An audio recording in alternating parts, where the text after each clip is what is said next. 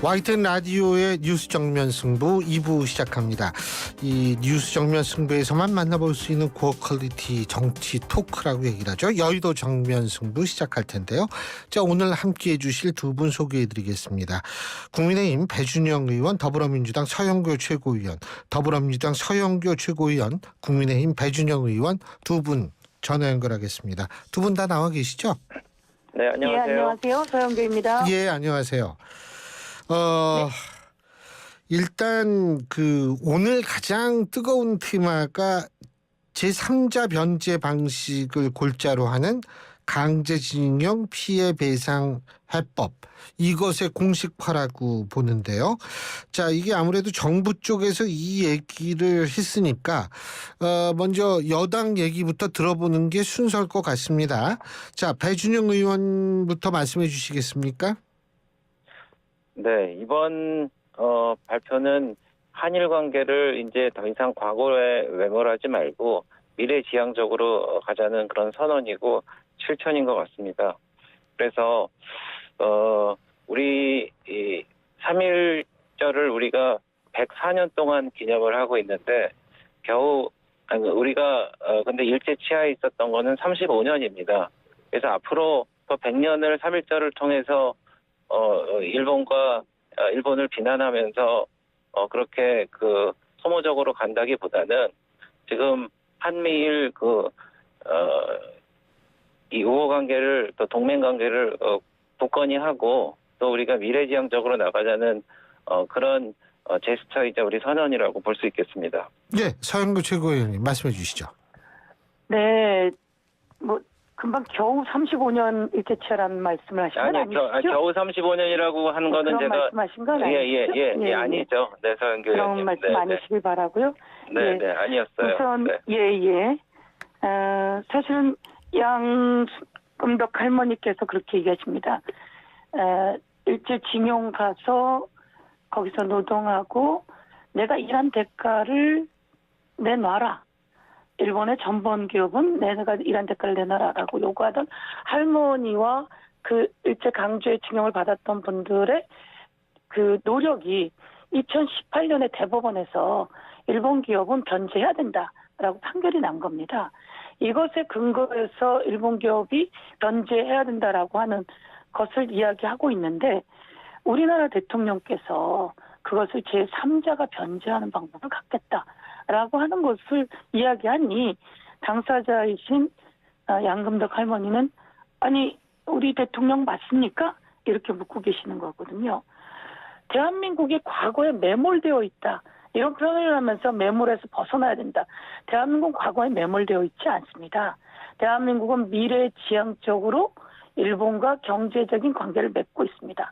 그렇지만 과거에 잘못된 것들은 확실하게 사과하고 공식적으로 변제하고 해야지 되는 거죠.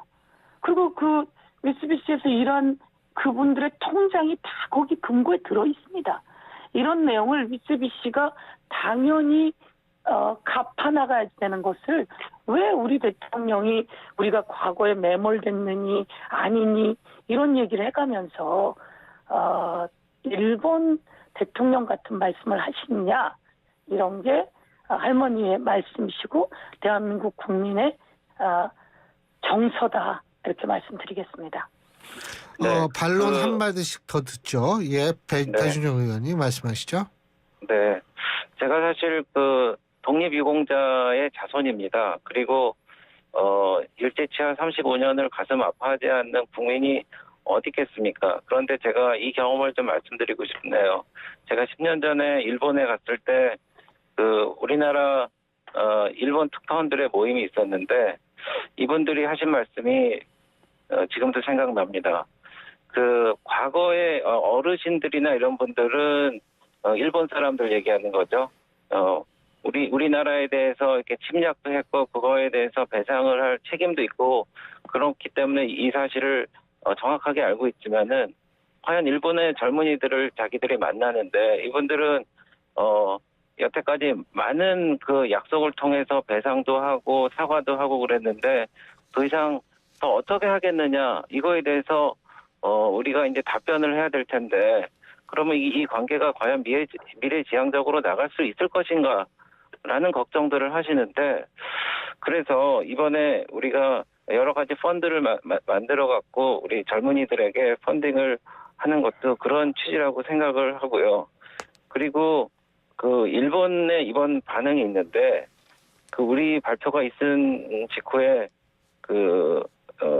지난 1998년에 한일 공동선언을 하지 않았습니까? 김대중 오부치 선언이라고 하는데, 그래서 이런 역사인식에 대해서 이것을 계승하고 있다고 환영을 했고요.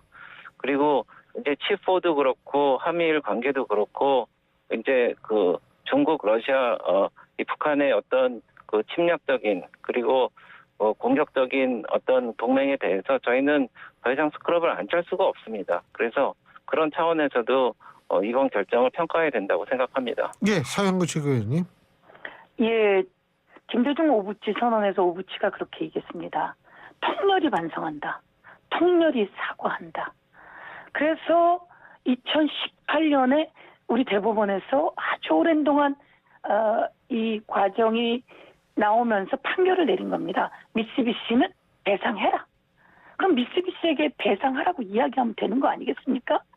우리나라 대통령이, 우리나라 외교부가 가서 미쓰비시에게 배상하라고 얘기하면 되는 겁니다. 오부치 통렬히 반성한다, 통렬히 사죄한다고 했고, 우리가 미쓰비시에게 그것을 배상해라라고 하면 일한 것에 대한 대가를 배상하는데 뭘 과거에 매몰됐느니 뭐니 얘기를 꺼낼 필요가 뭐가 있습니까?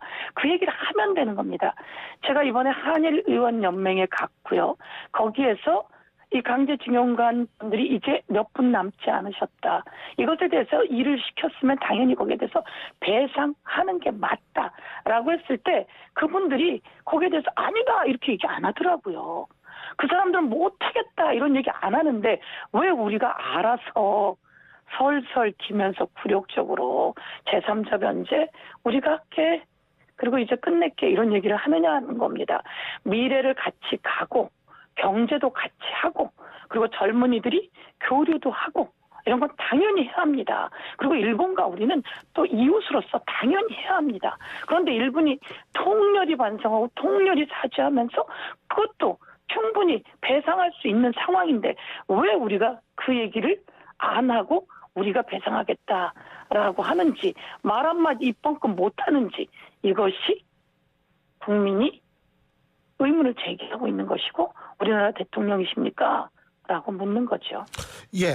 예. 자, 이제 두 분 입장은 저희가 충분히 들었습니다. 일각에선 말이에요. 이렇게 지금 두 분의 시각이 많이 달랐을 때 그러면 거기서 결론을 도출하지 해야 되는 거 아니냐라고 얘기하는 분들이 있는데 꼭 결론을 도출하는 것은 저는 그러기보다는 청취자 여러분들에게 판단할 기회를 주는 것으로 전 충분하다는 생각이 듭니다. 아마 판단이 어느 정도 쓰셨을 거라고 생각이 되고요. 화제를 바꿔보겠습니다. 배준영 의원님. 네. 그 국민의힘도 이 팬덤의 이런 그 현상이 많다고 판단하세요? 팬덤이라는 거는 지금 이재명 민주당 대표의 팬덤 말씀하시는 뭐 거죠? 그쪽은 수박계기도 하고 뭐 개혁의 딸이라는 분들이 막 수박계기도 하고 그런데 이재명 대표는 뭐 말리는 모양이에요. 그 네. 어떻게 보세요? 신뢰되는 말씀인지 모르겠습니다만 좀 위선인 것 같습니다. 지금 시점이 벌써 그 투표를 한 지 꽤 지났고요. 그리고 5명 중에 1명은 얼마나 억울하겠냐는 말씀을 하셨는데 그러면은 그 4명에 대해서는 여전히 비난을 하고 그렇게 그 리스트에서 지울 만큼 박해를 해야 된다는 것을 오히려 말씀을 거두는 거라고 생각을 합니다. 예. 그래서 문화혁명 때 홍위병이 연상된다고 하시는 분들이 많은데 뭐 개딸이니 양아들이니 뭐 이렇게 모두 다 동원을 해서 본인이 이 겹겹이 싸운 방탄을 제거하려고 그러는 양심 세력들을 이분들 홍위병을 세워갖고 다 제거하려고 하는데요. 이게 보니까 제가 깜짝 놀랐습니다. 그 민주당에서 그분들이 만든 수박 국짐 첩자 7적 처단하자 해갖고 뭐 문재인 경기도 경상남도 양산시 이낙연 미국 워싱턴주 워싱턴 DC 뭐 이렇게 해서 국민의힘과 내통하여 이재명 대표를 팔아넘기고 윤석열 정부를 창출한 국심 첩자들을 직접 꾸짖어 찾아나요 2024년 총선. 예. 이분 이 칠적들 저희 국심 첩자들인지 모르겠습니다만 아니거든요. 예. 좀 팬덤 정치도 하지만은 이런 집단 지성을 발휘해서 오히려 추락하는 민주당의 지지를 살려야 될 텐데 예. 누구 말대로라면 집단 실성하고 있지 않나 걱정됩니다. 서영교 최고위원님 할 말씀 네. 해주셔야죠. 네. 우선 그렇게 누굴 공격하는 일들은 안 해야 합니다. 안 하는 게 맞고요. 그리고 내부에서 대다수가 그러는 것이 아니라 아주 오히려 저쪽 계열의 사람 아니냐라고 할 정도로 그렇게 하는 것은 잘못된 것이다 이렇게 말씀드리고요. 그리고 그래서 이 부분에 대해서는 하지 않았으면 좋겠다라고 이재명 대표가 말씀했고 또 저도 그렇게 이야기하고요. 많은 사람들이 그렇게 얘기하고 대다수의 더불어민주당 당원들은 지금 이번 기회에 똘똘 뭉쳐서 하나가 되어서 검찰의 정적 제거, 음모, 의도, 윤석열 대통령과 국힘의 의도를 이겨내야 된다 이렇게 이야기하고 있습니다. 지금 이제 배준영 의원님 말씀처럼 다 뭐 저희들은 생각이 비슷할 것 같고요. 그러나 이제 또 뭐 저희가 내로남불이다 제가 또 이렇게 얘기를 하고 싶은 것은 이준석 대표 그렇게 써먹고 법적으로 뭐 여러 가지 얘기하면서 쫓아내고 유승민 대표 못 나오게 당원 당규 바꾸고 끝내는 나경원 대표 제거시키고 그리고 안철수 의원까지 또 제거시키려고 하고 있는 거 아니겠습니까? 그리고 그 안에서 내부에서 이제 뭐 당대표 선거하다 보면 서로 공격도 할 수 있긴 한데 아주 도는 넘어서서 뭐 배준영 의원님이나 저나 정치권이 좀 더 자정하는 것들이 필요하겠다. 이렇게 해서 좀 더 공격하지 않으면서 좋은 정치 해나가도록 노력하는 게 맞을 것 같습니다. 예. 제가 서영교 의원님께 또 여쭙겠습니다. 지금 원래 배준영 의원님 차례인데 그냥 제가 서영교 최고위원께 여쭙는 게 지금 뭐 얘기를 했다. 서영교 최고위원님도 그렇고 이재명 대표도 그렇고 그런 게 옳지 않으니까 좀 자제해달라고 얘기를 했다. 이런 말씀을 하셨잖아요. 네. 그런데 당 정치혁신위원회가 내놓는 거 보면 뭐 네. 당내 주요 사안이라든지 뭐 의원들 평가하고 이럴 때 당원 의견을 적극적으로 반영하는 확대하는 방안을 검토했다. 이런 게 지금 알려지면서 사실 논란이 되고 있지 않습니까? 네. 그런데 이 부분과 연결해서 서영교 최고위원께서 말씀을 해주시면 어떤 말씀을 해줄 수 있어요? 우선 국회의원 평가를 하는 데는 예, 국민의 의견도 반영하고 예, 또 지역 주민들의 의견도 반영하고 예. 그동안 법안은 얼마나 만들었는지 법안 통과는 예. 얼마나 되었는지 이런 여러 가지를 평가해야 합니다. 예, 그리고 이런 게 평가 기준에 저희 당에서는 아주 일찌감치 이해찬 당대표 시절에 예. 시스템으로 만들어 놓았습니다. 예, 그런 과정 속에서 이번에 이제 당혁신위가 안을 만들어 가면서 이건 일부 어떤 위원회 의견 제안이에요. 다양한 결정된 건 의견 제안이 아니라는 있을 수 있는 거죠. 거고 의견 예. 제안의 한 부분이고 이것이 결정된 것이나 아니면 이렇게 결정한다 이런 내용은 아니다라고 저희가 발표도 했습니다. 예. 그래서 이런 것은 거기 위원 중에 한 사람의 의견 제안, 당원의 의견을 반영하자 이렇게 얘기할 수 있는 거잖아요. 아니, 물론 이론적으로 그런 의견 타당하죠. 제안입니다. 그리고 제가 이것이 결정된 것은 아닙니다. 여쭤본 게 사실 네. 이 일부에서 걱정하는 게 이 개혁의 딸이라고 하는 그런 분들의 이 당원 가입이 굉장히 늘어났기 때문에 이분들의 입김이 커질 것이다. 그래가지고 이제 거기에 대해서 반발이 좀 있었던 거 아니겠어요? 그래서 제가 연결해서 여쭤본 거고요. 네네네. 예. 알겠습니다. 근데요, 네. 배 의원님 말씀하시죠, 배준영 의원님. 네.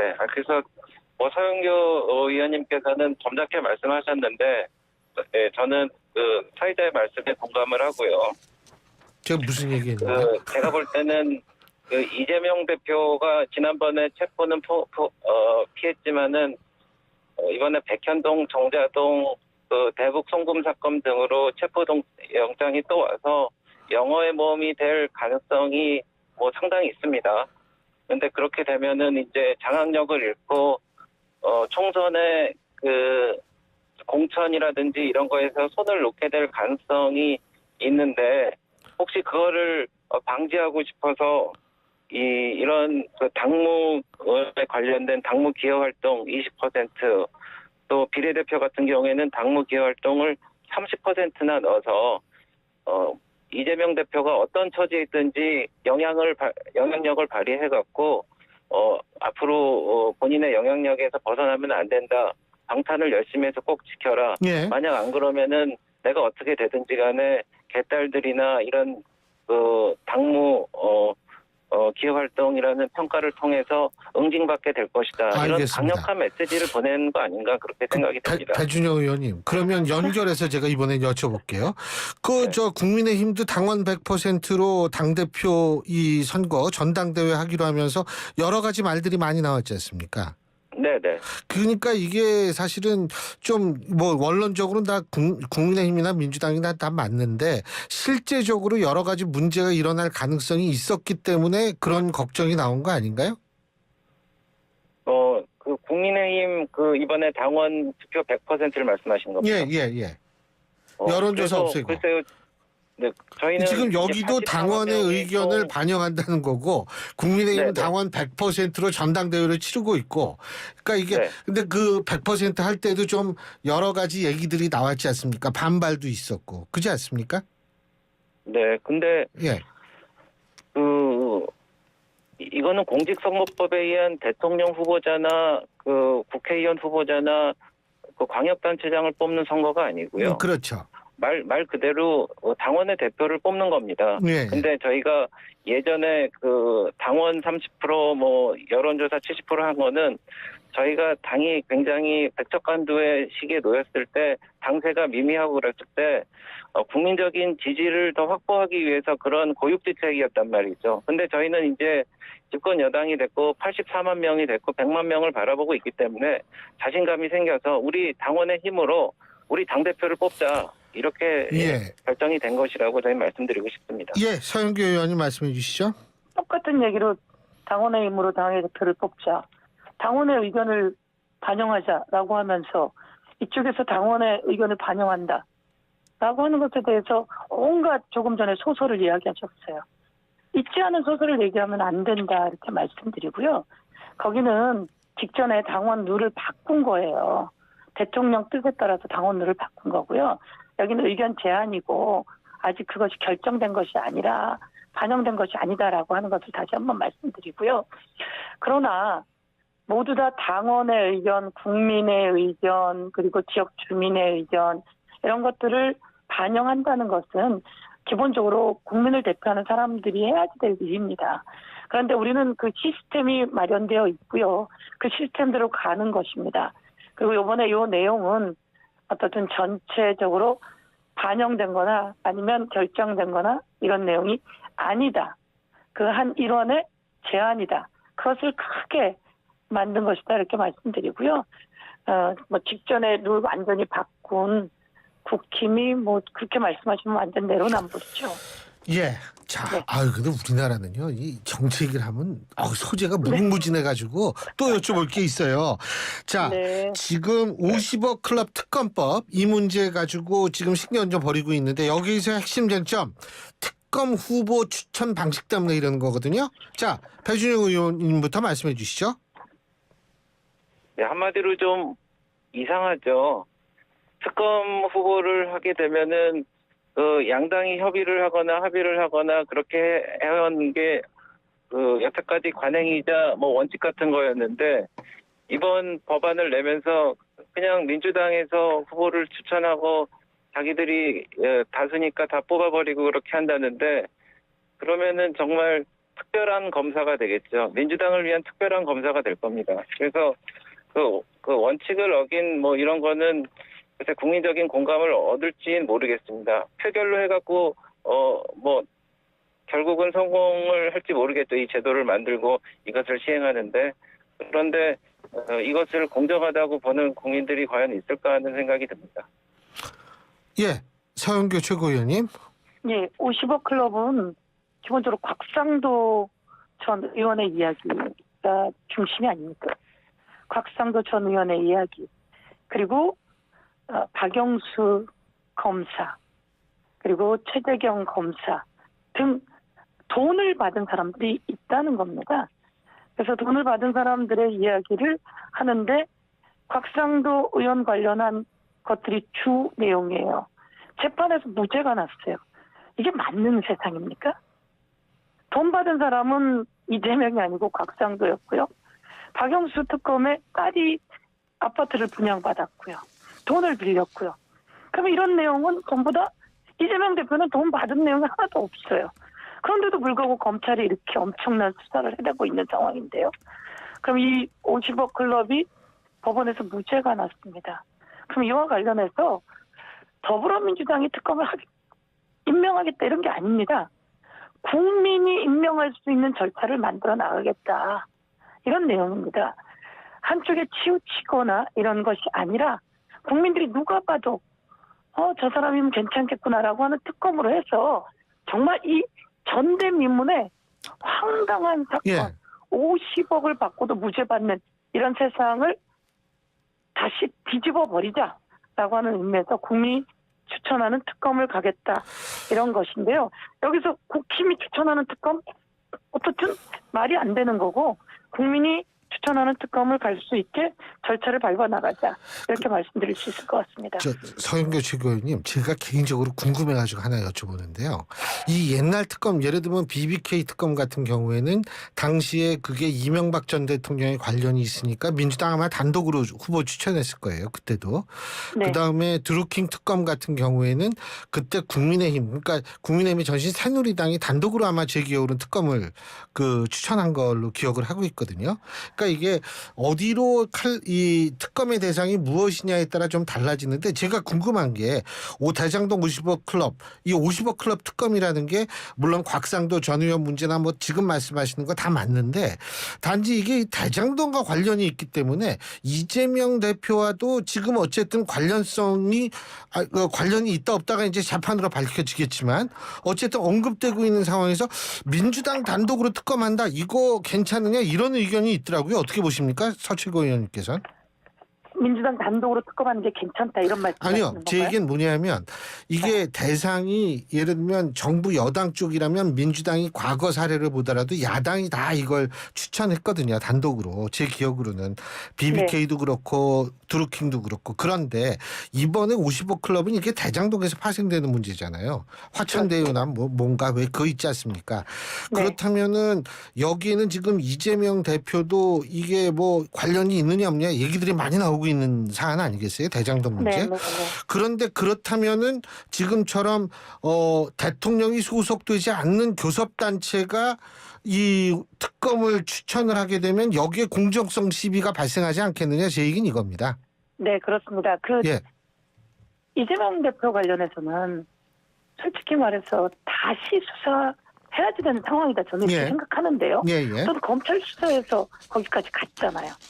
지금 제대로 수사가 되지 못한 게 50억 클럽입니다. 그리고 김만배 누나가 윤석열 대통령 아버지의 집을 샀습니다. 예. 그 과정 속에서 돈이 김만배에게서 나갔습니다.